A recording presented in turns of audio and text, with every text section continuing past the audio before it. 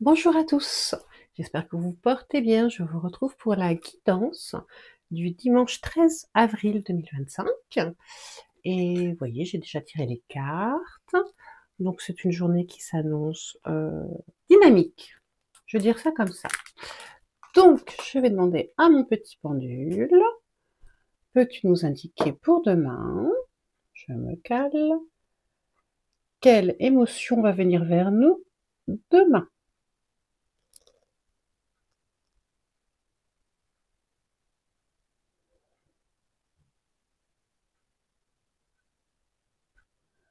Oula, on est sur la vivacité. Je refais un petit tour. Hop.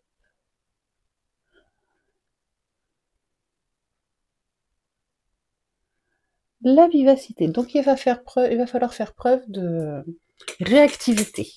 Voilà.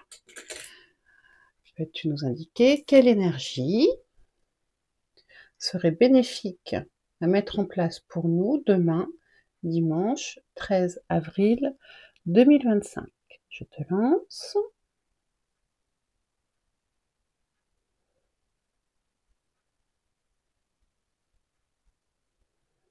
Tu vas aller par là.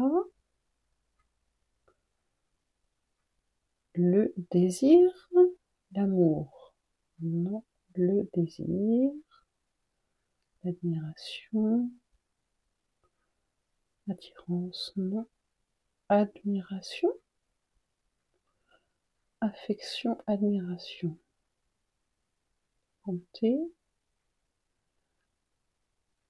la bonté aussi.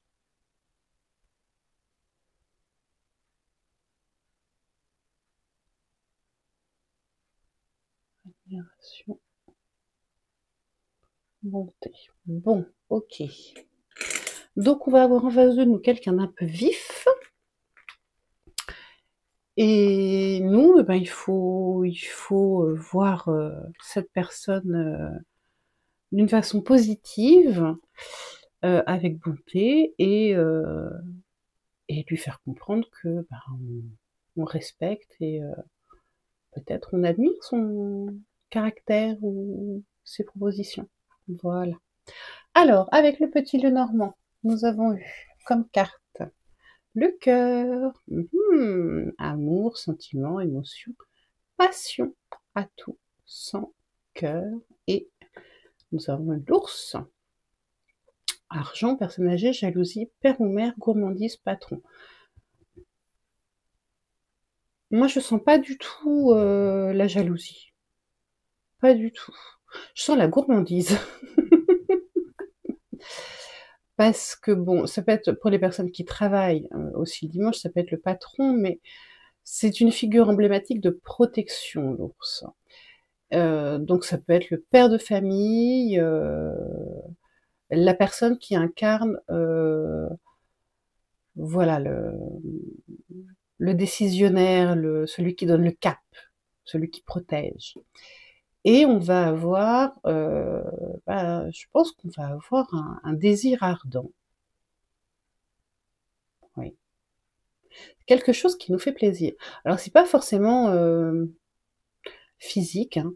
Ça peut être quelque chose qui nous tient à cœur et où la personne en face de nous est une personne qui a de l'expérience, qui sait nous protéger, qui sait, voilà, qui est un atout pour nous. Parce que on a eu avec l'oracle du manuscrit en précision les échanges et la force. Donc ça peut être quelqu'un qui a un caractère un petit peu trempé, ou un échange qui est un petit peu surtriphasé, j'ai envie de dire, parce que je vois l'antenne là. Quelqu'un qui est un petit peu tonique, vous voyez. D'autant que je vous montrerai tout à l'heure ce qu'on a eu, mais en fond de paquet avec l'oracle de l'esprit animal, on a eu aussi le lion. Bon, voilà, je pense qu'en face de vous, vous allez peut-être avoir un lion ou un signe de feu qui va voilà, qui va vous stimuler, on va dire ça comme ça. Voilà. Alors, le conseil, c'est l'esprit du rhinocéros. Regardez-moi ça comme il est beau, le rhinocéros, hein, avec sa couronne de fleurs. Et son troisième œil en spirale. Alors, qu'est-ce qu'elle nous dit, cette carte? Cette carte, elle nous dit que déjà, vous avez des atouts pour aborder les obstacles. Mais le plus intéressant avec cette carte, c'est que vous n'êtes pas obligé de... Comment je vais dire ça? De foncer dans le tas. C'est pas très joli, hein. Enfin, c'est ça que ça veut dire. Vous avez la possibilité de prendre peut-être un chemin détourné pour assurer vos arrières, ne pas faire une attaque frontale, mais plutôt peut-être essayer d'arrondir les angles, voir s'il n'y a pas un angle d'attaque différent, ou tout simplement, vous pouvez faire demi-tour.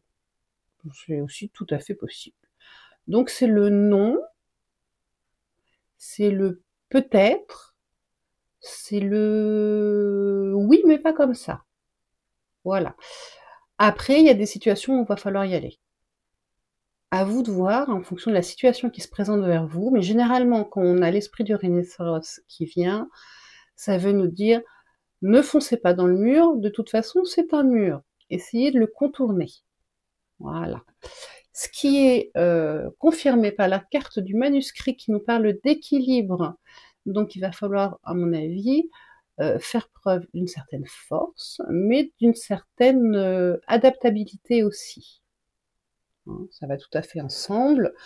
On essaye d'être en équilibre dans ses réactions et de trouver le moyen le plus efficace pour contrer cette vivacité ou cet événement qui peut paraître un obstacle, mais qui peut facilement être, à mon avis, contourné, parce que moi je vais le cube là, donc je me dis on peut passer de tous les côtés là. Hein.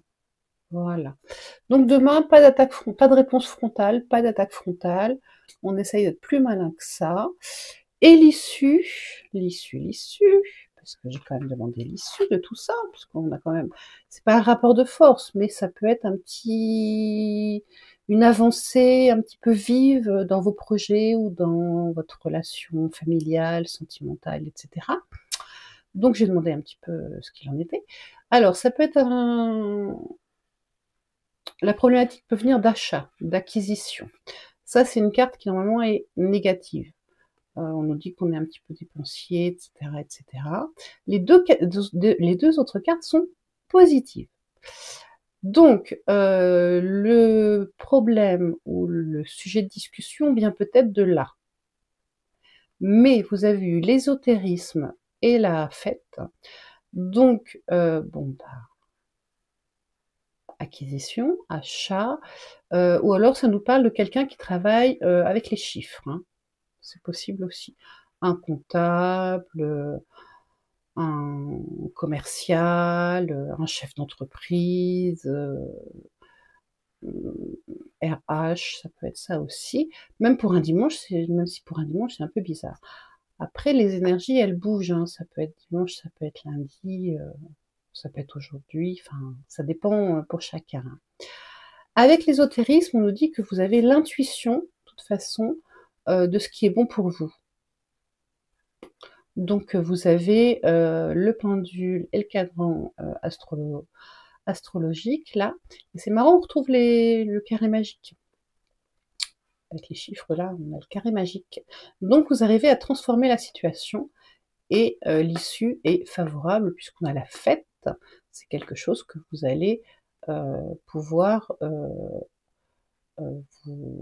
vous satisfaire, qui va avoir une issue favorable. Voilà. Donc, demain ou lundi, on ne fonce pas dans le tas, on est malin, on essaye on ne se fait pas marcher dessus non plus, hein, attention, hein, parce qu'il y a quand même la force, mais on essaye d'être dans la communication positive pour atteindre notre but. Alors, en dernière carte, nous avons eu Khonshu, avec une lance là, et la lune, qui nous parle beaucoup aussi d'intuition. Au début, c'était un guerrier avec un petit peu costaud, et puis c'est devenu un dieu plutôt positif, qui va nous parler de notre intuition, comme la carte de l'ésotérisme, de la recherche de soi. Vous voyez, il y a le soleil, là il y a le disque. Ça descend en soi. Bien armé quand même. Hein. Et donc du voyage et du changement. Voilà, parce que il se servait à l'origine du croissant de lune. On peut imaginer retrouver peut-être un peu par là, comme d'une arme tranchante. Voilà. Et donc le principe de la lune avec cette carte, c'est le cycle. C'est pour ça qu'il est un dieu du changement. Donc il nous parle de cycle, il est conseillé. Il nous indique qu'un nouveau cycle est en route. Alors, on ne sait pas si c'est un bon cycle ou un mauvais cycle avec lui, mais en tout cas, il y a du mouvement et on va vers un voyage ou vers un mouvement, que ça soit physique ou spirituel, et on va au-delà des limites qu'on connaît. C'est une espèce de sortie de zone de confort, si vous voulez. Hein. Ça nous indique qu'il ne faut pas avoir peur parce qu'on a de la lumière quand même. On sort de nos zones de confort, on a la lumière de la lune, donc notre intuition aussi, qui nous protège de l'obscurité. Voilà.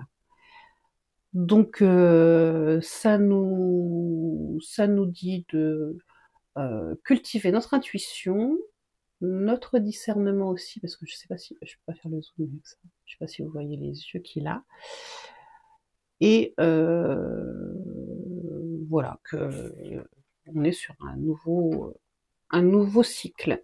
En fond de paquet, heureusement, on avait eu Tefnout qui nous parle aussi de changement, mais de changement positif. Donc c'est plutôt bon signe tout ça, je ne sais pas ce que vous en pensez.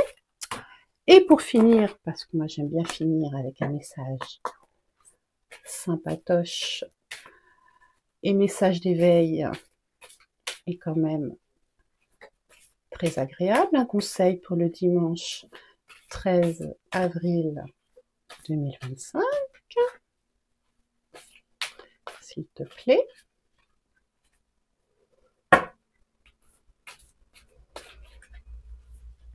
Et voilà. Ça nous dit abandonner le passé. Je n'ai aucun regret pour les épreuves du passé, je les bénis, car grâce à ces expériences, je suis passé de la faiblesse à la force. Ah. Je cesse de refouler en moi la rancune, le regret, la culpabilité, la dévalorisation ou le sentiment d'échec, pour ne laisser jaillir de moi que la lumière et le positif. Je me déploie avec foi vers un avenir de paix et de liberté. Voilà. Et bien, je ne pouvais pas mieux conclure, donc je vous remercie. N'hésitez pas à liker, vous abonner, et puis je vous dis à bientôt.